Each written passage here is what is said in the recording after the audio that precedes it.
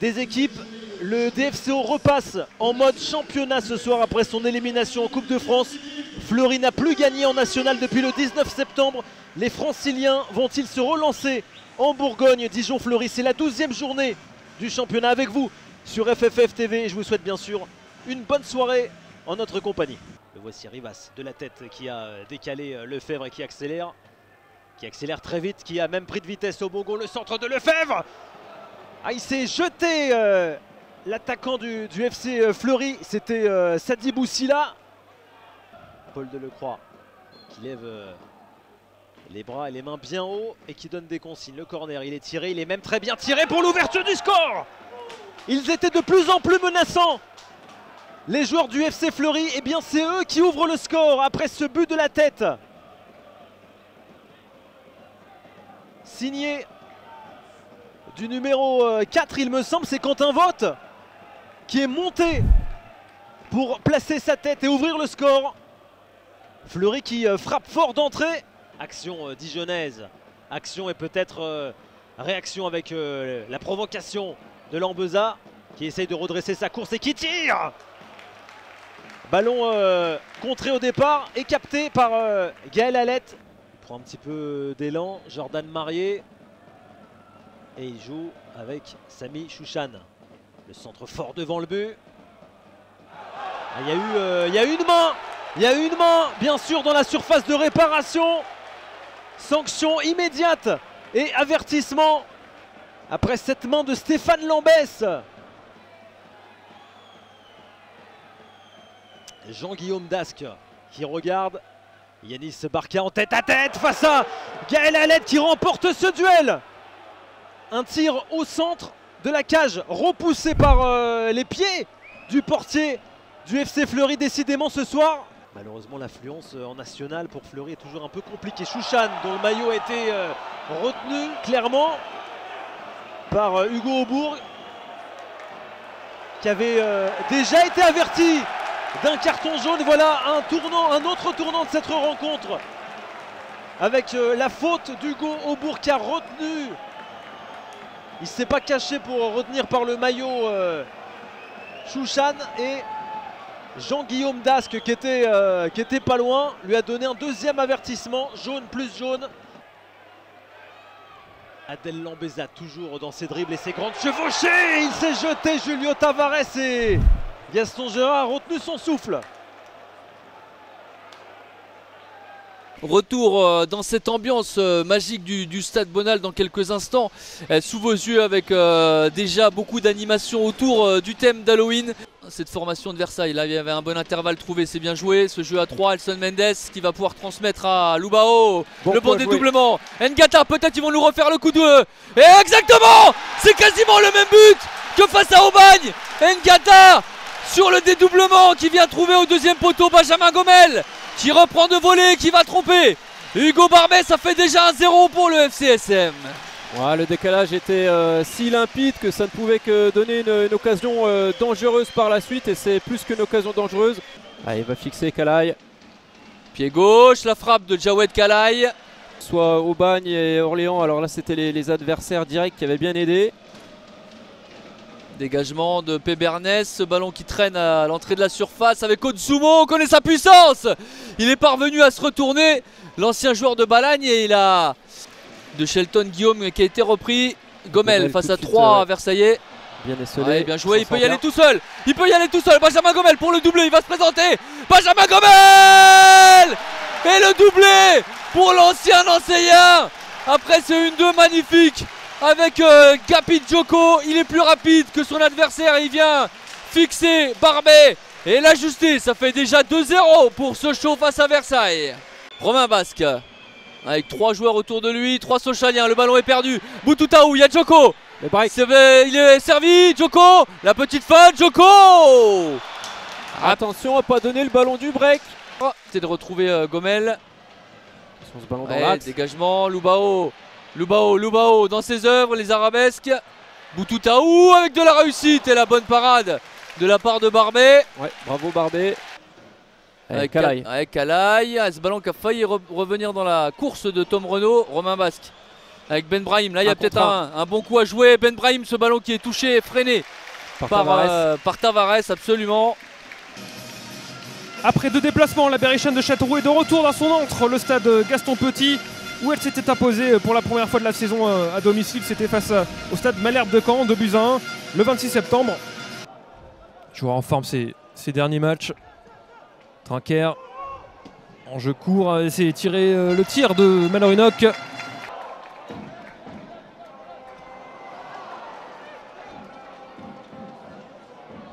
Et ballon au Bagné.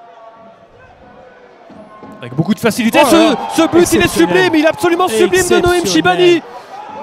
Exceptionnel.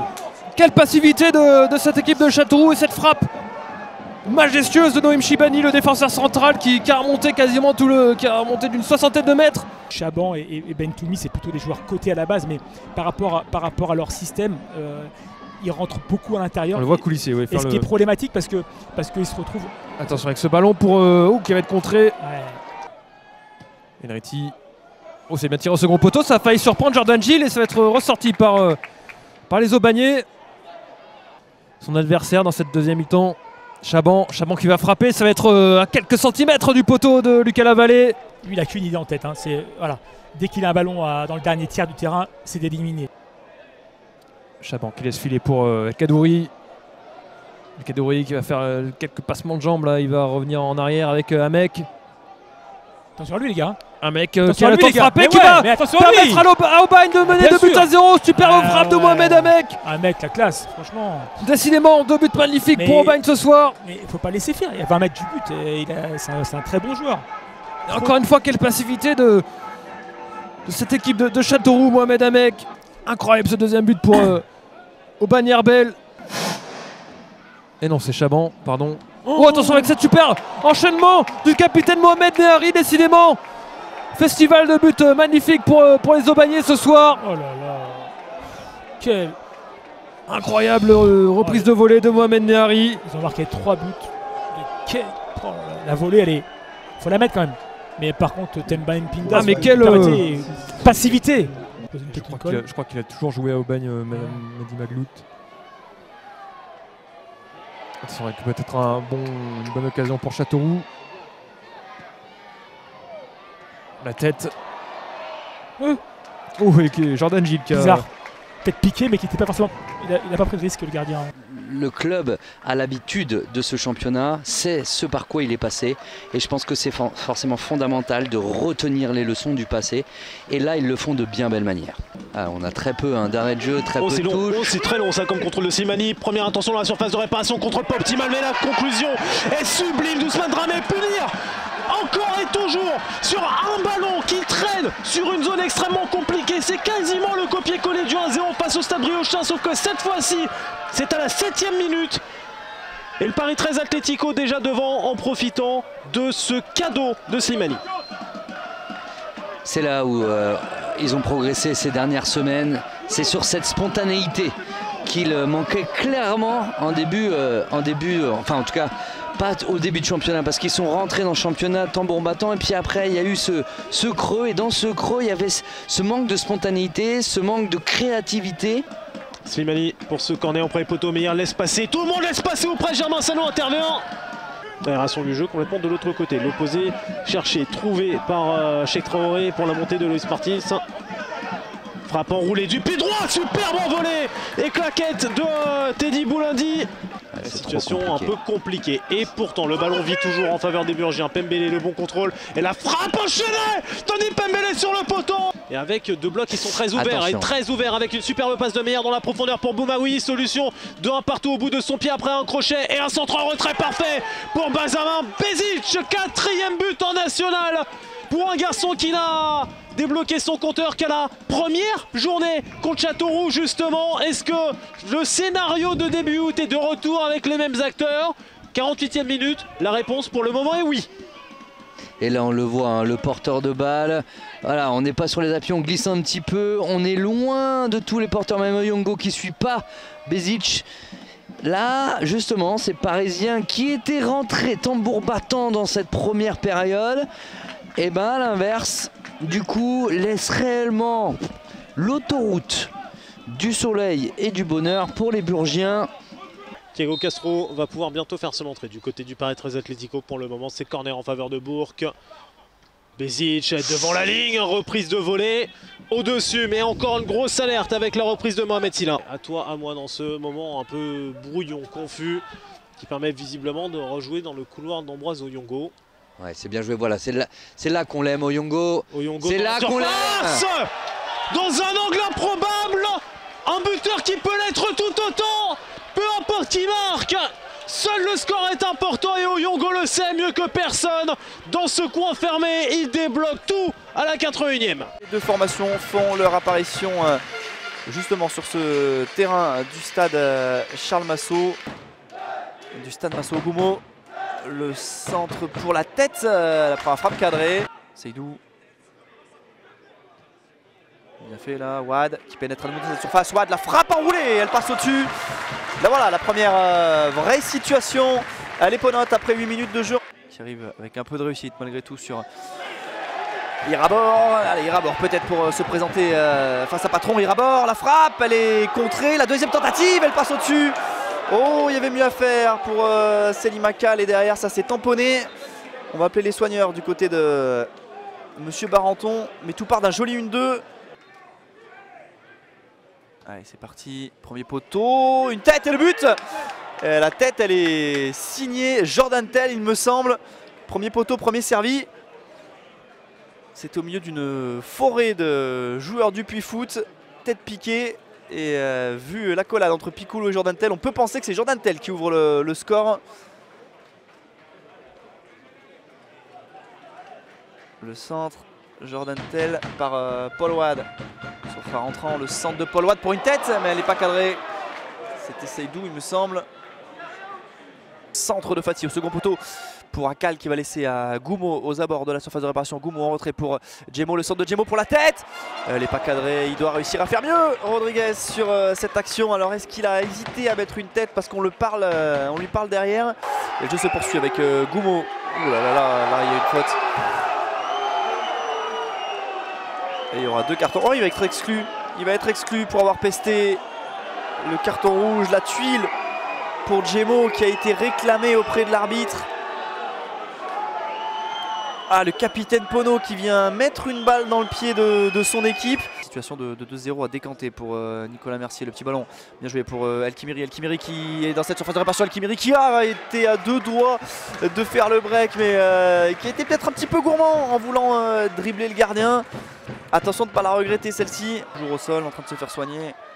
Ballon loin devant à destination de Nsingui. La petite déviation pour trouver Groma. Groma pour Adélaïde. Adélaïde et l'égalisation.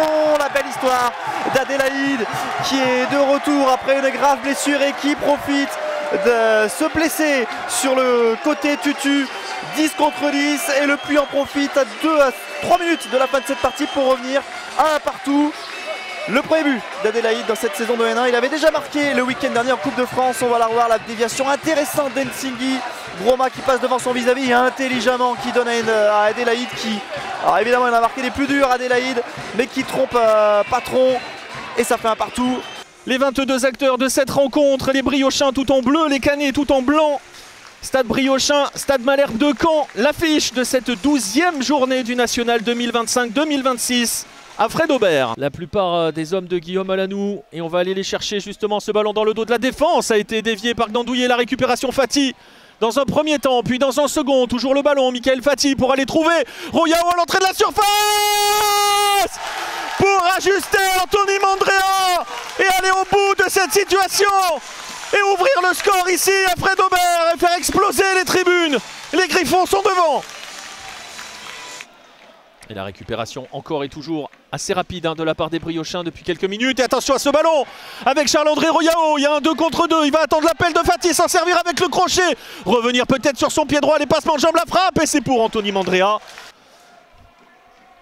Le bon crochet d'Afid, le bon appel aussi de Milinaire. Le centre fort et cette frappe de Lorenzo Rajo qui va fuir le cadre. Quelle occasion pour le Stade Malherbe. Titi Gaucho, il a vu l'appel de Gandouillet et de Milinaire. Gandouillet, le contrôle est bon aussi. Et la frappe d'Armand Gandouillet qui ne prend pas la lucarne. Et avec Armand Gnandouillet, le drapeau ne se lève pas. Gnandouillet qui récupère, Mohamed Hafid qui va pouvoir entrer dans la surface. Le crochet est bon, le deuxième crochet vers l'extérieur. La feinte elle est bonne aussi, le centre aussi. Et ce ballon qui navigue dans la surface, Belkacem Daliamar. Et c'est trop court pour Yann M'Vila.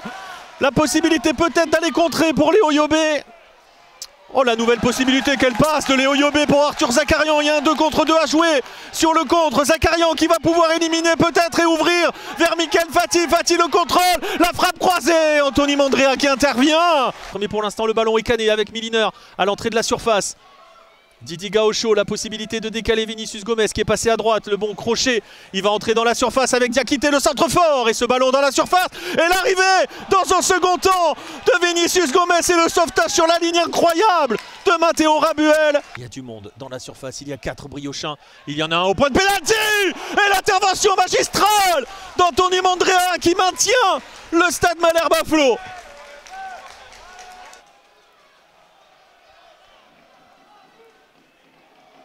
Dans le dos, attention parce que le contrôle est bon. Et pénalty pour Caen. Oh, le pénalty pour le Stade Malherbe et le carton rouge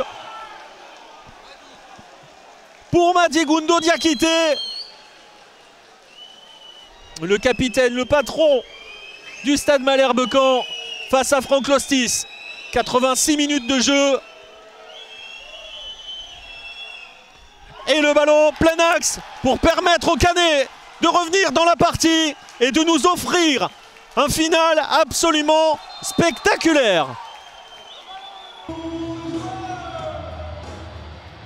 Et les voici, ces joueurs qui entrent sur la pelouse avec les Valenciennois dans leur maillot traditionnel rouge et blanc. Les joueurs de QRM sont tout de noir vêtus.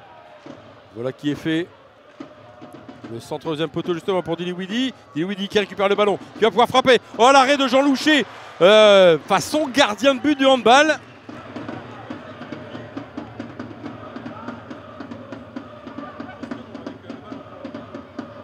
Derrière pour Vanden Bosch.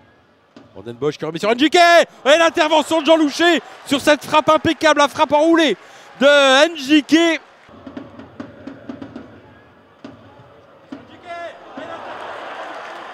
Ballon sur le côté gauche, Jason Trey encore. Ndjike, oh, attention.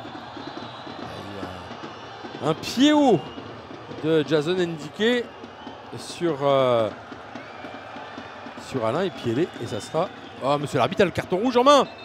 Monsieur l'arbitre a le carton rouge en main. Il appelle les soigneurs.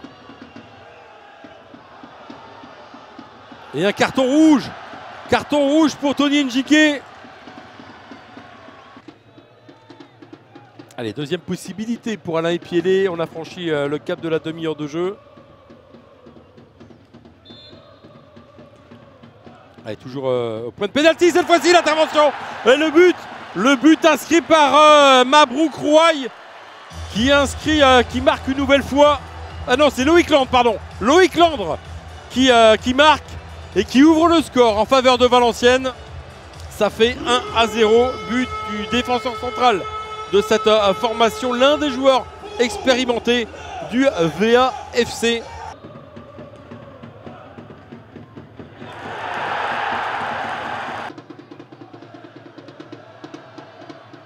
Et le ballon pour Strader Apois qui frappe, intervention de Kain Bonnevie. C'est pas fini avec Alain Epielé qui va sortir. C'est Vanden Bosch qui devrait sortir. Allez, Alain Epielé pour tirer ce corner. Vanden Bosch qui a laissé passer le ballon. Rémi Boissier qui peut le récupérer, qui frappe. Oh, Rémi Boissier, pied gauche. Rémi Boissier qui marque le deuxième but valenciennois. Le break est fait en faveur du VAFC. Et ça fait 2-0 pour Valenciennes sur ce but de Rémi Boissier qui fête comme il se doit la naissance de sa fille Alba.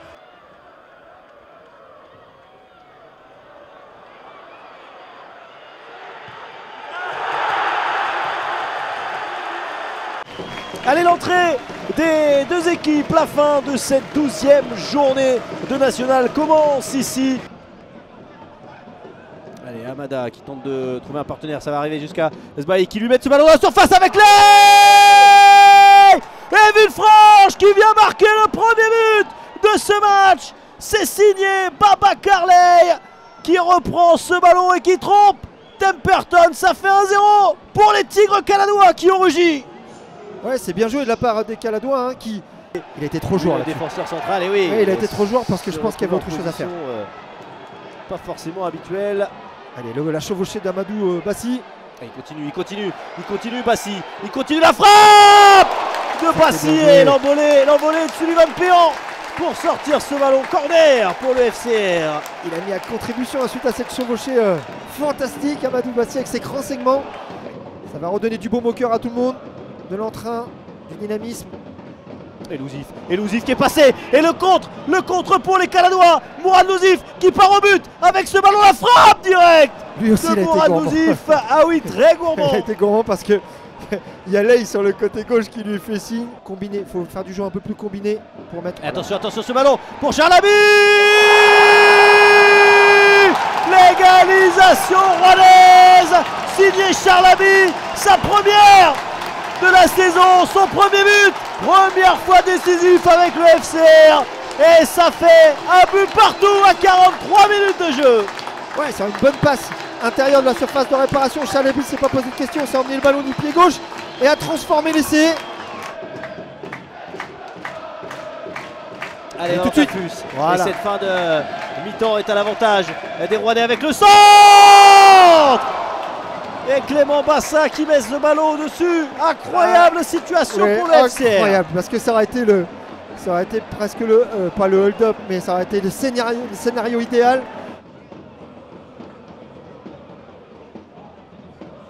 Il faut pas perdre le ballon, il a perdu le ballon de Coquet, trop tranquille. Il le perd le ballon avec Charlaby. Charlaby qui va décaler sur Amadou Bassi. Bassi, la frappe de Bassi. Elle était puissante et pure et Sullivan Péan l'a sortie. Et lui, tout ce qui tente pour l'instant Amadou Bassi, c'est cadré, ou ça apporte quelque chose. Et encore une fois, Clément Bassin. Encore une fois, exactement.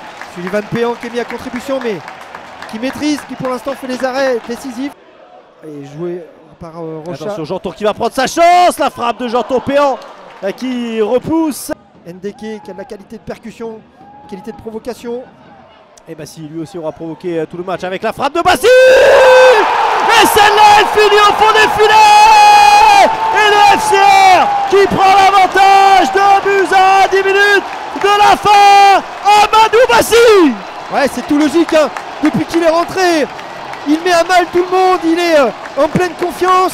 Il va provoquer, il va percuter, il n'hésite pas à aller défier du 2 contre 1, du 1 contre 2 plutôt. Et c'est tout logiquement qu'il soit récompensé. Surtout que ce coup-ci, c'est Xbay, il avait défendu l'intérieur.